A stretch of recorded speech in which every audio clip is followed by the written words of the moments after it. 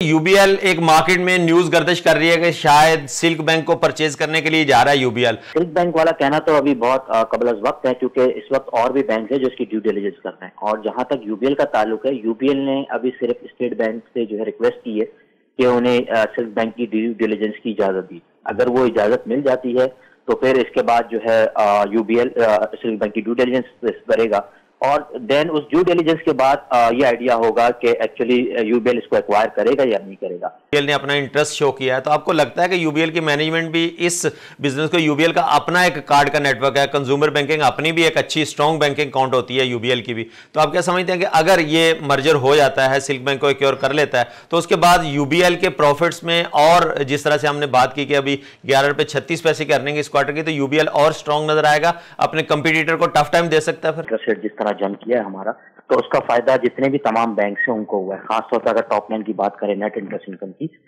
वो तकरीबन बैंकों की, कुछ बैंक ऐसे हैं जिनकी एक साल के अंदर शायद डबल भी हो गई है। और अगर यूबीएल के केस में बात करें, सिर्फ उसका जो इंटरेस्ट रेवेन्यू है वो 88% से इंक्रीज हुआ है ईयर ऑन ईयर बेसिस पे क्वार्टरली, फर्स्ट क्वार्टर। जी नाजरीन, तो मेरी वीडियोस और मुख्तलिफ प्रोग्राम्स देखने के लिए कारोबार के हवाले से देखते रहिए वीनस टीवी, और इसको लाइक करना, सब्सक्राइब करना मत भूलिएगा।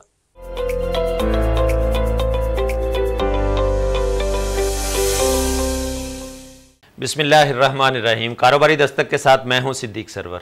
सबसे पहले अपने प्रोग्राम का आगाज़ करने से पहले सबसे पहले मैं बात करूंगा आज के इस वीक की क्लोजिंग की। स्टॉक मार्केट की बात करें तो लास्ट वीक स्टॉक मार्केट का इंडेक्स लेवल 41,581 के लेवल के ऊपर क्लोज हुआ, और करंट वीक की क्लोजिंग जो है वो मार्केट में 42,242 का इंडेक्स मार्केट का क्लोज हुआ। इस तरह से टोटल मार्केट में 661 पॉइंट का इजाफा देखने में आया। अगर हम वॉल्यूम्स की बात करें, डेली एवरेज वॉल्यूम्स की बात करें, लास्ट वीक में हमने देखा था कि 208 मिलियंस की ट्रेडिंग विटनेस की गई पर डे।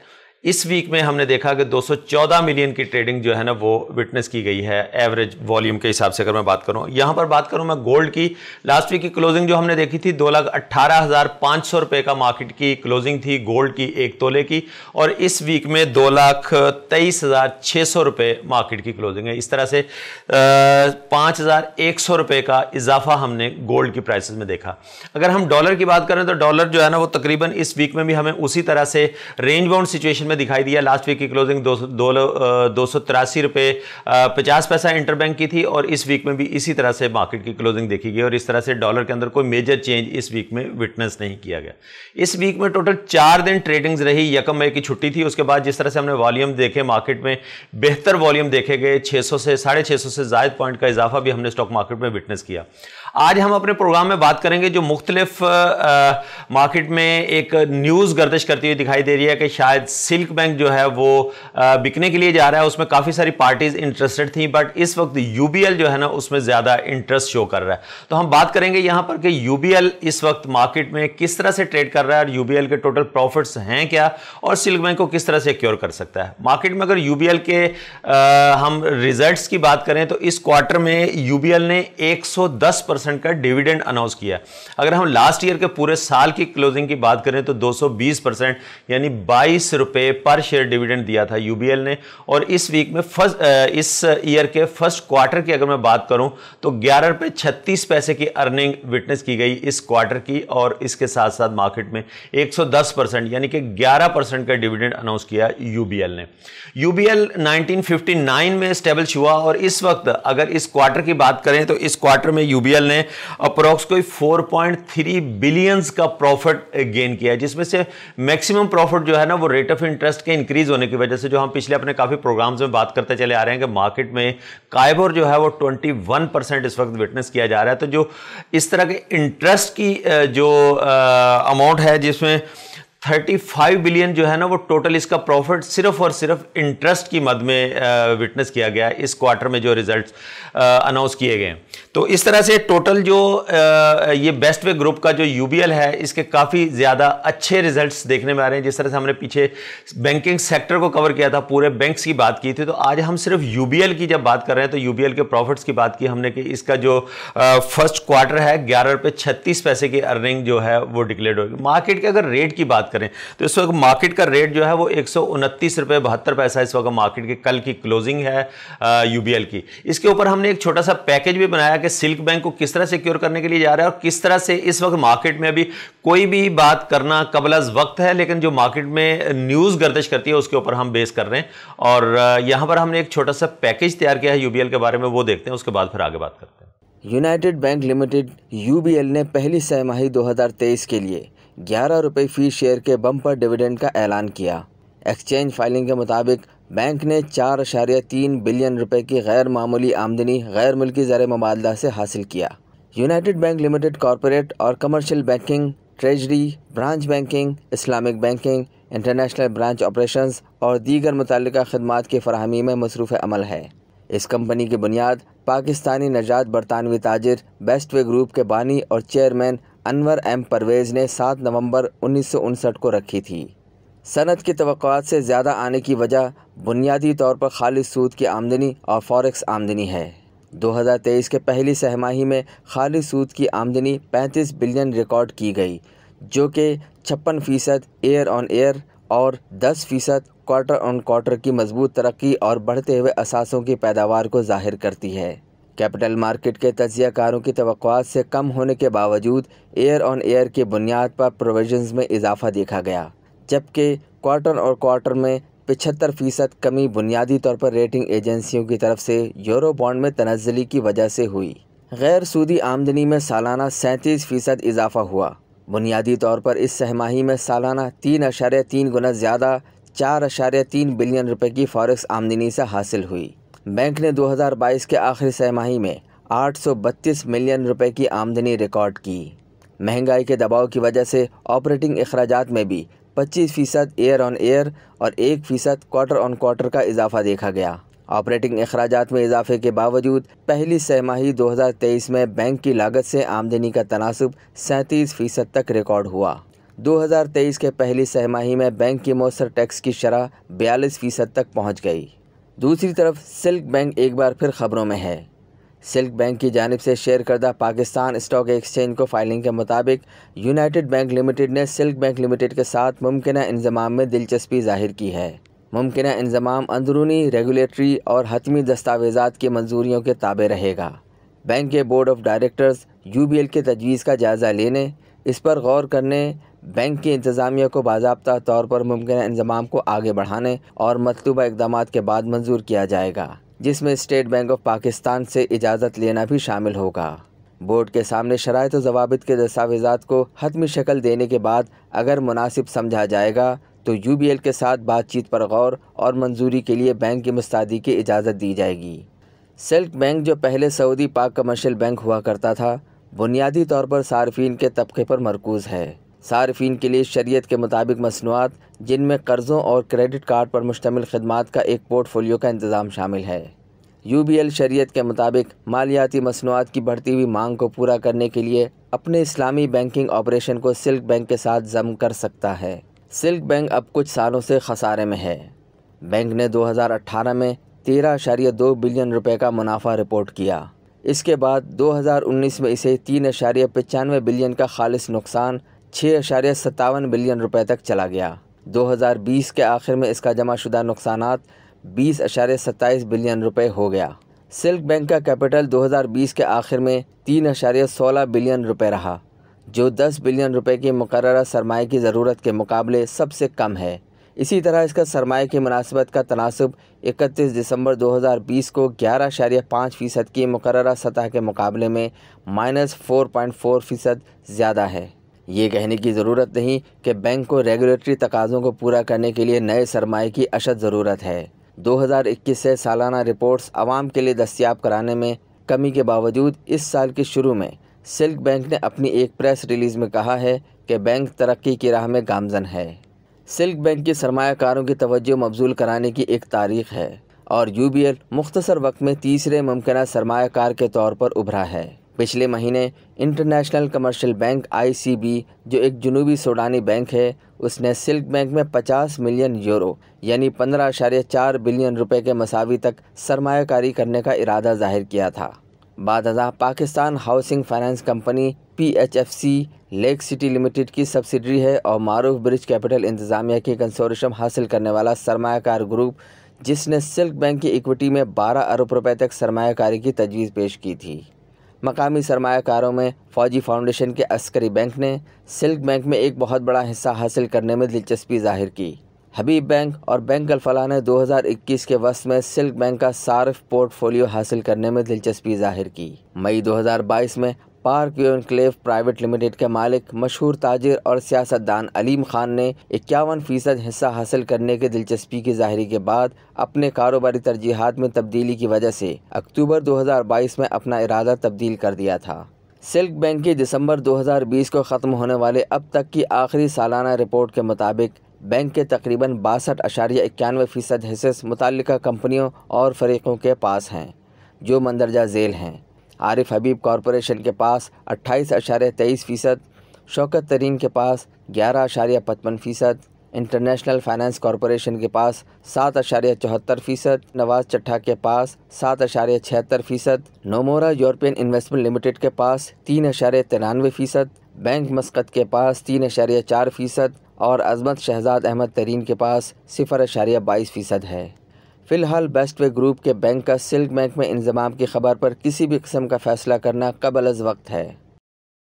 जी वेलकम बैक नाजरीन। जिस तरह से आपने देखा पैकेज के अंदर किस तरह से यूबीएल की पूरी डिटेल्स बताई गई, आज हम कोशिश कर रहे हैं कि यूबीएल के बारे में जो 1959 में मैंने पहले भी अपने इंट्रो में बताया कि स्टेब्लिश हुआ और इसके रिजल्ट्स जो हैं वो इस वक्त बहुत ही अमेजिंग रिजल्ट्स हैं, बट मार्केट में रेट इतना ज़्यादा अच्छा देखने में नहीं मिल रहा है। 129 रुपये की जो मैंने बात की मार्केट की क्लोजिंग की और 11.36 इस क्वार्टर की अर्निंग विटनेस की गई। इस तमाम जो यूबीएल की जो टोटल हम बात कर रहे हैं, इसको टोटल अहाता करने के लिए इस वक्त हमारे साथ टेलीफोन लाइन पर मौजूद हैं डार्सन सिक्योरिटीज़ के हेड ऑफ रिसर्च जनाब यूसुफ सईद साहब। अस्सलाम वालेकुम।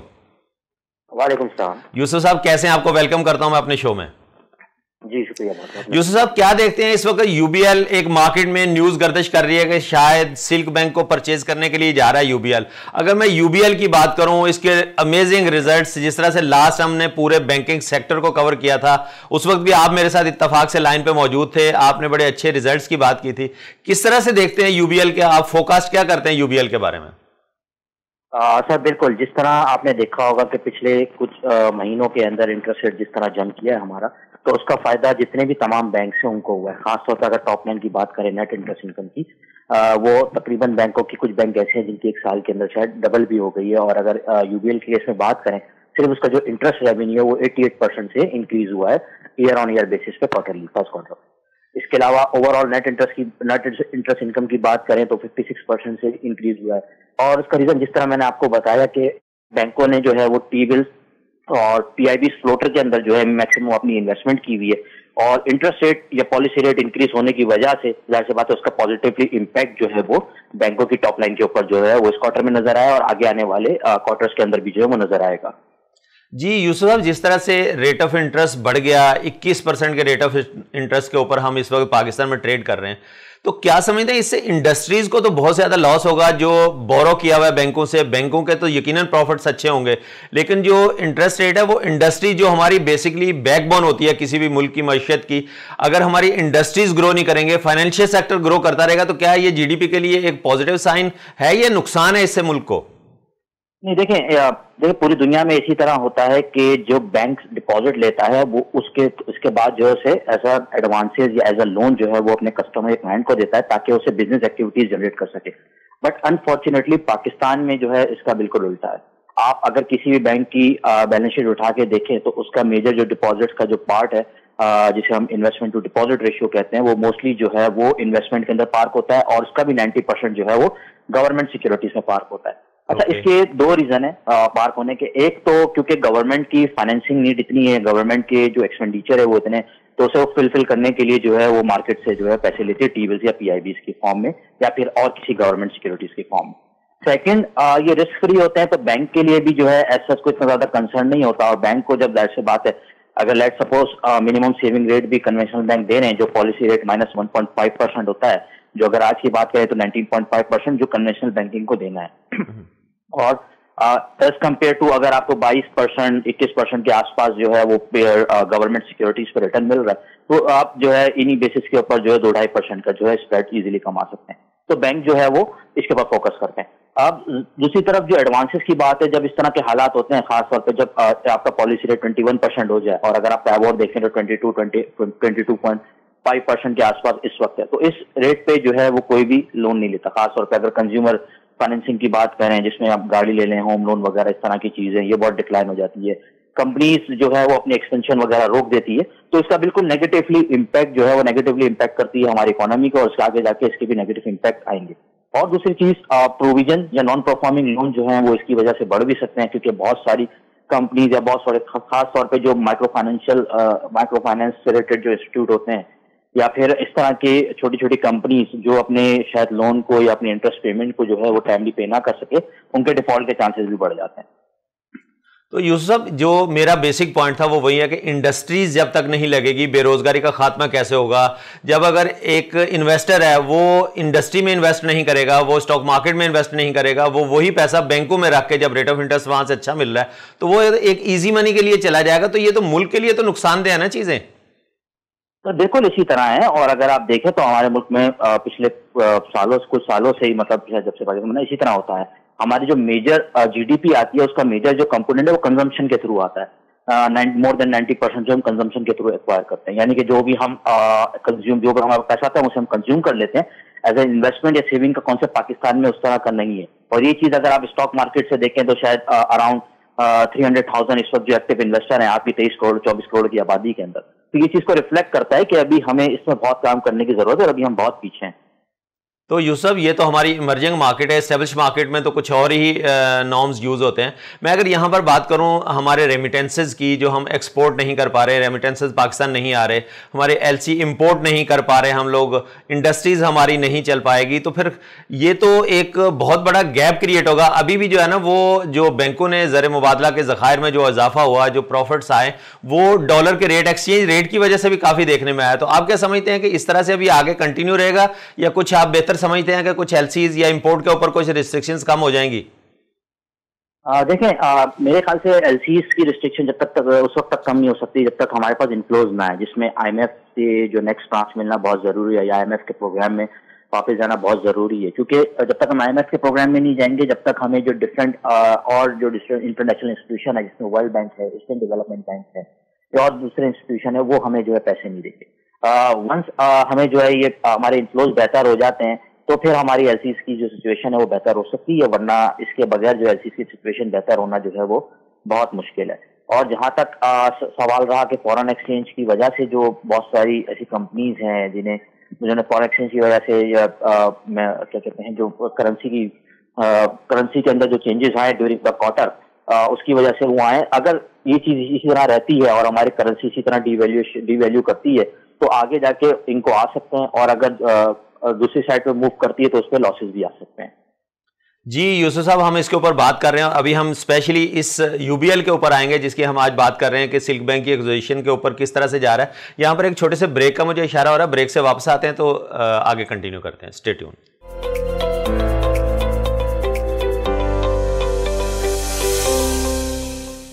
वेलकम बैक नाजरीन। ब्रेक के बाद दोबारा खुश आमदीद कहूँगा। जिस तरह से स्टॉक मार्केट के हवाले से हम बात कर रहे थे, और जो मार्केट में इस वक्त न्यूज़ गर्दिश कर रही है कि यूबीएल किस तरह से सिल्क बैंक को ख़रीदने के लिए जा रहा है, और बेसिकली देखना यह है कि यूबीएल के अपने एसेट्स क्या हैं, सिल्क बैंक के एसेट्स क्या हैं, इसके ऊपर बात कर रहे हैं। हमारे साथ टेलीफोन लाइन पर मौजूद हैं डारसन सिक्योरिटीज़ के हेड ऑफ रिसर्च जनाब यूसुफ सईद साहब। यूसुफ साहब, मैं इसको आगे लेके चलूँ तो क्या समझते हैं कि इस वक्त 11 रुपये 36 पैसे की अर्निंग है यूबीएल की। लास्ट ईयर भी हमने विटनेस किया कि 25 रुपये तकरीबन 76 पैसे का लास्ट ईयर क्लोज हुआ था, 220% का डिविडेंड। अभी एक क्वार्टर में 110% का डिविडेंड दे दिया यूबीएल ने। यूबीएल के रिजल्ट्स तो बहुत अमेजिंग, जिस तरह से हमने पहले बात की कि प्रॉफिट बहुत अच्छे आए। तो आप समझते हैं कि ये पूरा नेटवर्क जब सिल्क बैंक का ले लेगा तो यूबीएल की स्ट्रेंथ में और इजाफा होगा?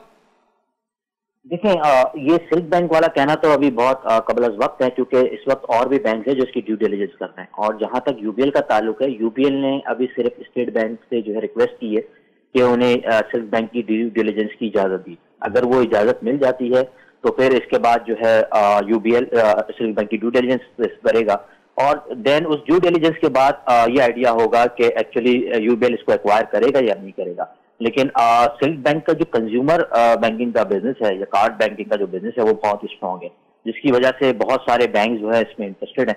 तो ये आने वाले दिनों में पता लगेगा, लेकिन डेफिनेटली वही बैंक इसको एक्वायर करेगा जो समझता है कि जो इसमें जो है कोई वैल्यू ऐड कर सके। अगर प्रीवियस में इस तरह के मर्जर्स की बात करूं, जिस तरह से यूनियन बैंक का भी, जिस तरह से अभी कार्ड के बिजनेस की बात की आपने, यूनियन बैंक का भी कार्ड का सिस्टम बहुत ज्यादा स्ट्रांग था, कंज्यूमर बैंकिंग उनकी जो है ना वो काफी अच्छी थी। जब स्टैंडर्ड चार्टर्ड ने उसको जो है ना वो पाकिस्तान का टोटल बिजनेस जो है ना वो ले लिया था, तो आप क्या समझते हैं वो एक अच्छा एक्सपीरियंस रहा है प्रीवियस हिस्ट्री में? जी बिल्कुल, जितने भी मर्जर्स वगैरह हुए हैं या मर्ज हुए बैंक किसी भी वजह से, तो देखने में यही आया है कि इसके बाद जो है वो चीजें बेहतर ही मिलती। अगर फैसल बैंक और जिस तरह एक आरबीएस बैंक था उनका आप देखें तो उसके बाद डिपॉजिट्स वगैरह में ब्रांच नेटवर्क में डिपेंड करता है कि ड्यू डिलिजेंस के बाद और सारी चीजों के बाद वो क्या वैल्यू जो है आपकी एग्जिस्टिंग एंटिटी के अंदर वो ऐड करता है। अगर देखें कोई भी बैंक के अलावा भी अगर कोई भी कोई चीज कंपनी को एक्वायर करता है तो वो ये चीज जरूर देखता है कि इससे मेरे लिए वैल्यू एडिशन क्या होगी, या मेरी जो कंपनी की प्रॉफिटेबिलिटी है या जो दूसरी चीजें हैं जैसे इंडिकेटर है, परफॉर्मेंस इंडिकेटर, वो कितने बेहतर हो सकते हैं, इसके बाद ही वो डिसीजन लेता है। तो बिल्कुल बैंक्स की अगर बात करें तो फिलहाल जितने भी पिछले वो हुए हैं उन्होंने जो है वो एक पॉजिटिव जो है वो एक बॉटम लाइन पे जो है इम्पैक्ट दिया है जितने भी बैंकों ने एक्विजिशन वगैरह की। नहीं, प्रीवियस हिस्ट्री में तो काफी सारे बैंक, एनआईबी को एमसीबी ने टेक ओवर किया, इसी तरह से जो मैंने स्टैंडर्ड चार्टर्ड की बात की उसने यूनियन बैंक को लिया, फैसल बैंक ने आरबीएस को, रॉयल बैंक ऑफ स्कॉटलैंड का बिजनेस पाकिस्तान का खरीदा। इस तरह से ये एक हिस्ट्री तो हमारे पास है। पोटेंशियल कमर्शियल बैंक कैसे बंद हुआ, पिकेक फंड जो थे वो पिकेक को किस तरह से एक्योर किया गया, तो ये सारी चीजें हिस्ट्री तो हैं। लेकिन अगर मैं स्टेट बैंक की रिक्वायरमेंट्स की बात करूं तो सिल्क बैंक तो इस वक्त शायद पाकिस्तान की रिक्वायरमेंट जो स्टेट बैंक की रिक्वायरमेंट है सारी पूरी कर रहा है। तो सिल्क बैंक की जो मैनेजमेंट है, स्पेशली बहुत सारे ग्रुप्स इसके अंदर इन्वॉल्व हैं, तो ये बेचने क्यों जा रहे हैं? इनका क्या एक्सपीरियंस बैंक को चलाने का नाकाम हुआ है? देखिए, सिल्क बैंक की जो स्टेट बैंक की रिक्वायरमेंट है खास तौर पे कैपिटल एडिक्वेसी रेशियो के हवाले से या कैपिटल के हवाले से या कुछ डिफरेंट रेशियोज हैं जो सॉल्वेंसी वगैरह के हवाले से, उसे सिल्क बैंक मीट नहीं करता। और जाहिर सी बात है कि सिल्क बैंक इतना बड़ा बैंक नहीं है कि जो इतनी प्रॉफिटेबिलिटी कमाए और जो है वो अपनी बॉटम लाइन को सपोर्ट कर सके। और प्रीवियसली हमने देखा है कि सिल्क बैंक नहीं, अगर आप समिट बैंक की भी एग्जांपल देखें और एक आध और कुछ छोटे बैंक की एग्जांपल देखें तो वो इसी तरह चलते हुए आए कि उनमें पैसे डाले जाते हैं लेकिन फिर जो है वो इसके बावजूद भी वो चल नहीं पाते। तो इनका बेस्ट सोल्यूशन यही है कि उसे फिर जो है एक्विजिशन की तरफ या वो अपने आप को जो है वो सेल के लिए जो है वो किसी बड़े बैंक के साथ उनका मर्जर हो जाए ताकि जो एक सही। और स्टेट बैंक की भी यही कोशिश होती है कि जो जितने भी हमारा बैंकिंग सिस्टम है उसमें जो भी रेशियोज के हवाले से, कैपिटल के हवाले से रिक्वायरमेंट है बैंक उसे मीट करे। हमने केएसबी बैंक की भी एग्जांपल देखी थी, बैंक इस्लामी के साथ जो हुआ था उसमें भी इस तरह के इशूज थे। तो मेरे ख्याल से सिल्क बैंक के लिए सबसे ज्यादा वायबल ऑप्शन यही नजर आता है कि इसे जो है वो किसी एंटिटी के साथ मर्ज हो जाए और फिर जो है वो एक न्यू उसके साथ जो है वो काम करे। अच्छा यूसुफ, सिल्क बैंक की हम बात करते हैं, कोई भी बैंक उसको जैसे एचबीएल या कोई भी दूसरा बैंक जो भी उसमें इंटरेस्टेड है या यूबीएल जी की इंटरेस्ट की जो आज हम बात कर रहे हैं, सिल्क बैंक का बेसिकली फ्री फ्लोट है कितना मार्केट में, इसकी मार्केट वैल्यू बनती क्या है? इस वक्त मार्केट में 1 रुपये 14-15 पैसे का इसका शेयर है, तो फ्री फ्लोट है कितना इस वक्त? अच्छा देखें, मार्केट वैल्यू के हवाले से अगर बात करें तो ये देखें इसमें जो टेक ओवर की रेगुलेशन है उसमें 4-5 मेथड है जिसके थ्रू प्राइस निकलती है और वो which ever is the highest price वो पहले माइनॉरिटी शेयर होल्डर्स को जो है वो ऑफर की जाती है, जिससे माइनॉरिटी शेयर होल्डर से एक सर्टेन परसेंटेज आपको लेना पड़ता है और फिर जो है आप मेजर स्पॉन्सर से जो है वो आप शेयर लेते हैं। इस वक्त अगर शेयर्स की बात करें तो तकरीबन 9 बिलियन के करीब जो है टोटल आउटस्टैंडिंग शेयर है सिल्क बैंक के, और उसमें से तकरीबन 3.17 बिलियन शेयर जो है वो फ्री फ्लोट है, यानी कि जो आम जनरल पब्लिक के पास है या अवेलेबल है सेल या परचेज के लिए। इसका फ्री फ्लोट तकरीबन 35% बनता है टोटल शेयर्स का और तकरीबन 10 बिलियन की जो है मार्केट कैप। अगर हम मार्केट वैल्यू पे देख लें तो तकरीबन 1 रुपये 14 पैसे आज इस कंपनी की शेयर की प्राइसेस थी जो कल बंद हुई थी और तकरीबन 10 अरब रुपए इसकी टोटल वैल्यू बनती है। तो अगर कुछ 10 अरब रुपए तो सभी बैंक को एक्वायर कर सकता है, लेकिन जाहिर सी बात है सिर्फ एक्विजिशन एक इशू नहीं है, एक्वायर तो कोई भी कर सकता है, लेकिन उसके बाद जिस तरह मैंने बताया कैपिटल की रिक्वायरमेंट है, कैपिटल एडिक्वेसी रेशियो या मिनिमम कैपिटल की रिक्वायरमेंट को मीट करना है, वो सबसे ज्यादा इश्यूज हैं। जी यूसुफ साहब, हम बात कर रहे थे इसके ऊपर कि इस वक्त जो सिल्क बैंक की अगर मैं बात करूं 2018 में सिल्क बैंक में हमने देखा कि टोटल जो है ना वो 13 बिलियन का प्रॉफिट था। 2019 में हम देखें ये एक डिजास्टर चेंज आया, 4 बिलियन के लॉस पे चला गया। इसी तरह से दोबारा अगर हम इसको देखें 2020 के रिजल्ट्स में तो 20 बिलियन का लॉस हो गया। ऐसे क्या डिजास्टर आपको नजर आते हैं कि 2018 का जो बैंक है वो जो 13 बिलियन के प्रॉफिट में था वो एक साल में 4 बिलियन का लॉस, फिर 20 बिलियन का लॉस आ गया। तो क्या मतलब मेजर चेंजेस क्या देखते हैं आप? सर इसमें देखें पहले से कुछ इश्यूज थे और इसके अलावा सिल्क बैंक की अगर बात करें कोई इतनी बड़ी बैलेंस शीट या इस तरह की कोई चीज नहीं थी जो अर्निंग्स वगैरह को सपोर्ट कर सकते। तो कोई वन टाइम कुछ इस तरह की चीजें हो जाती हैं और जब कुछ इस तरह के इफेक्ट्स आते हैं तो बैंक जो है वो जाहिर सी बात है जो उनकी कैपिटल है वो उसे जो है वो सपोर्ट नहीं कर पाता उस तरह जिस तरह होना चाहिए। तो ये सारी चीजें जो बैंक्स की जो है वो प्रॉफिटेबिलिटी वगैरह को जो इफेक्ट करती हैं। तो अभी यूसुफ साहब जो हमने देखा कि रेट ऑफ इंटरेस्ट चेंज हुआ, बाकी बैंकों ने तो बहुत कमाया, तो सिल्क बैंक ने भी अपने पिछले 2 साल से रिजल्ट ही अनाउंस नहीं किए। तो आप क्या समझते हैं इस लॉस में कुछ कमी आई होगी? सर मुझे नहीं लगता कि शायद लॉस में कुछ कमी आई होगी क्योंकि देखिए पॉलिसी रेट तो अभी जो है वो इंक्रीज होना शुरू हुआ है। और दूसरा चीज ये है कि जो सिल्क बैंक की जो बुक है खासतौर पर इन्वेस्टमेंट बुक की बात करें वो इतनी बड़ी नहीं थी और लास्ट 2 इयर्स के अंदर उनके पास कौन सी सिक्योरिटीज पड़ी थी, क्या वो फिक्स पड़ी हुई है या उनके पास जो है वो क्या कहते हैं फ्लोटिंग रेट वाले पड़े हुए या टी बिल्स पड़े हुए शॉर्ट टर्म पड़ी हुई है, ये चीज बताना बड़ा मुश्किल है। दूसरी चीज ये है कि पॉसिबली शायद थोड़ा बहुत तो इम्पैक्ट जरूर आएगा इसकी जो है टॉप लाइन के ऊपर और इन सारी चीजों के ऊपर, लेकिन ओवरऑल जो है क्योंकि जिस तरह बैंक की सिचुएशन है मेरा नहीं ख्याल कि वो इस तरह फायदा उठा पाया होगा, फायदा उठा सकता है जिस तरह बाकी बैंकों ने या बड़े बैंकों ने उस पर जो उठाया है। जी यूसुफ, तो ब्रांचेस नेटवर्क की अगर मैं बात करूं पूरे पाकिस्तान में तो सिल्क बैंक का आपको नेटवर्क कैसा नजर आता है? मतलब इनकी ब्रांचेस कितनी हैं जो स्टेट बैंक की एक बेसिक रिक्वायरमेंट होती है उसको फुलफिल कर रहा था? देखें ब्रांचेस की अगर बात करें तो 123 ब्रांचेस थी ओवरऑल जो 2020 की जो रिपोर्ट है।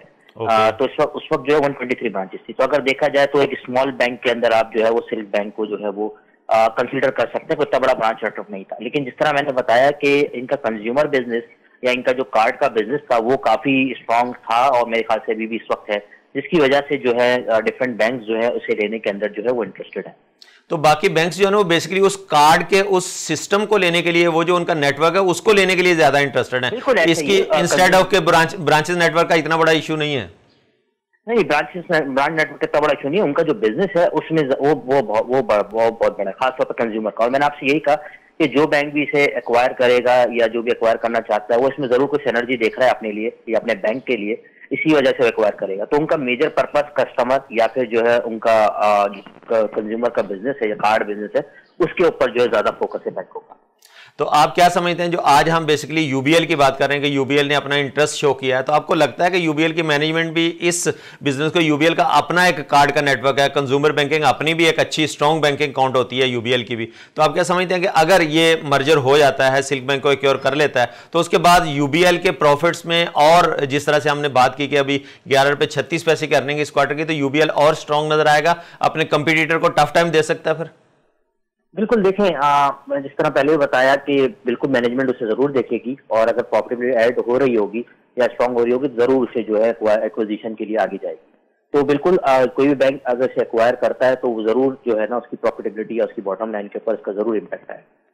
जी बहुत शुक्रिया जनाब यूसुफ सईद साहब हमारे साथ टेलीफोन लाइन पे आने का और अपने व्यूज़ शेयर करने का। नाजरीन, आज हमने कोशिश करी कि सिल्क बैंक की जो मार्केट के अंदर एक न्यूज़ गर्दिश कर रही है कि शायद मर्जर के लिए किसी भी बैंक के साथ जा सकता है जिसकी कोई अच्छी ऑफर आएगी और बहुत सारी पार्टीज मार्केट में इंटरेस्टेड हैं। आज हमने यूबीएल के इंटरेस्ट की बात की कि यूबीएल किस तरह से इस सिल्क बैंक को एक्योर करने के लिए मार्केट में अपना उसने एक इंटरेस्ट शो किया, लेकिन यह अभी कहना कबल वक्त होगा कि यह मर्जर हो सकता है या नहीं। जिस तरह से हमने अपने प्रोग्राम में बात करी कि प्रीवियस पाकिस्तान की हिस्ट्री की अगर हम बात करते हैं, जिस तरह से यूनियन बैंक को स्टैंडर्ड चार्टर्ड ने एक्योर किया, फैसल बैंक ने रॉयल बैंक ऑफ स्कॉटलैंड को आरबीएस को टेक ओवर किया, इसी तरह से एनआईवी बैंक को एमसीबी ने टेक ओवर किया, उसका सारा बिजनेस जो है ना वो ले लिया। अब देखना यह है कि 123 ब्रांचेस के साथ सिल्क बैंक जो पाकिस्तान में अपना नेटवर्क तो चला रहा है, ब्रांचेस का इतना बड़ा नेटवर्क नहीं है। जिस तरह से यूसुफ सईद साहब ने जो बात की कि इस वक्त कार्ड का जो कंज्यूमर बैंकिंग का जो बिजनेस है वो सिल्क बैंक का एक स्ट्रॉन्ग पॉइंट है, उसको लेने के लिए तमाम बैंक जो है ना वो इंटरेस्टेड दिखाई देते हैं। अब देखना यह है कि यूबीएल जो अपना इंटरेस्ट शो कर रहा है, यूबीएल के पास अपना ये वाला प्रोडक्ट मार्केट में मौजूद है ऑलरेडी और एक अरसा दराज से चल रहा है। कंज्यूमर बैंकिंग में शायद पायनियर बैंकिंग में है, जब जिन्होंने ये कंज्यूमर बैंकिंग लॉन्च की थी, जब 1992 में फर्स्ट टाइम पाकिस्तान के अंदर जो है ना सिटी बैंक इस प्रोडक्ट को लेके आया था। उसके बाद से फिर जो है ना वो यूनियन बैंक आया, उसके बाद स्टैंडर्ड चार्टर्ड आया और बाकी के तमाम बैंक्स ने भी यहां पर पाकिस्तान के अंदर ये सर्विसेज स्टार्ट की थी। इस वक्त जो है ना वो कमोबेश मैं नहीं समझता कि कोई भी ऐसा कमर्शियल बैंक होगा जिसकी ये वाली प्रोडक्ट नहीं होगी, लेकिन उस प्रोडक्ट को कंप्लीट मार्केट के अंदर लॉन्च किसने किया हुआ है, उसके बेनिफिट क्या हैं, मार्केट में कितना उन्होंने अपना जो है ना वो रोल प्ले किया और कितने परसेंट की मार्केट को कैप्चर किया है। ये हर बैंक की अपनी अपनी एक स्ट्रेटजी होती है कि कितना पैसा उसने कंज्यूमर बैंकिंग के अंदर इन्वॉल्व करना है। इस वक्त जो सिल्क बैंक की बात की कि सिल्क बैंक का जो कंज्यूमर बैंकिंग का जो कस्टमर है और ये जो इनकी साइड है वो बहुत ज़्यादा स्ट्रॉन्ग है, इसके लिए बाकी के जितने भी बैंक्स हैं उसको परचेज करने के लिए या उसको एक्योर करने के लिए इंटरेस्टेड दिखाई देते हैं। तो देखना यही है कि ये आगे चल के किस तरह से किस टर्म एंड कंडीशंस के ऊपर डील कंप्लीट होती है। जो हमने बात की कि 2018 के अंदर 13 बिलियंस का प्रॉफिट था सिल्क बैंक का, 2019 के अंदर यही प्रॉफिट जो है वो लॉस में चेंज हुआ और अप्रॉक्स 3.95 बिलियन का लॉस शेयर किया। 2020 में 20 बिलियन का लॉस शो किया सिल्क बैंक ने। उसके बाद से अभी तक पिछले 2 साल से कोई रिजल्ट सिल्क बैंक की मैनेजमेंट की तरफ से शो नहीं किया गया। इस वक्त मार्केट में ₹1.14 का सिल्क बैंक का रेट जो है वो ट्रेड करता हुआ दिखाई दे रहा है। 35% का फ्री फ्लोट इस वक्त जो हमने कहा कि 9 बिलियन के शेयर तकरीबन मार्केट में उनके मौजूद हैं। अब इसका मार्केट वैल्यू क्या बनती है, किस रेट के ऊपर जाकर मर्जर होगा, ये आने वाला वक्त बताएगा। आज के इस एपिसोड में हमने जिसको कवर किया टोटल को, वो सिल्क बैंक का टोटल हमने डेटा कवर करने की कोशिश की और यूबीएल जो उसको एक्योर करने के लिए जा रहा है। तो नाज़रीन आप खुद इससे अंदाज़ा लगा सकते हैं कि मार्केट की सिचुएशन इस वक्त क्या है। गो के मार्केट में रेट ऑफ इंटरेस्ट इतना अच्छा होने के बावजूद, जो कि काइबोर हम देख रहे हैं कि 21% से इंक्रीज़ है, मार्केट में बहुत सारे बैंक्स ने फाइनेंशियल रिजल्ट्स जो इतने अच्छे शो किए क्योंकि उनके जो एक्सचेंज रेट्स हैं उससे भी काफ़ी ज़्यादा जो है ना उन्होंने प्रॉफिट कमाया। लेकिन सिल्क बैंक ने इससे फ़ायदा उठाया या नहीं उठाया, ये तो बैलेंस शीट जब जो पार्टी इंटरेस्टेड हैं वो देखेंगी तो उसमें नज़र आएगा।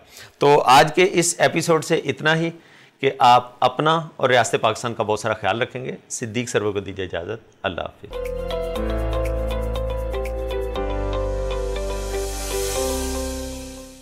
प्रोग्राम कारोबारी दस्तक हर इतवार सिर्फ वीनस HD पर।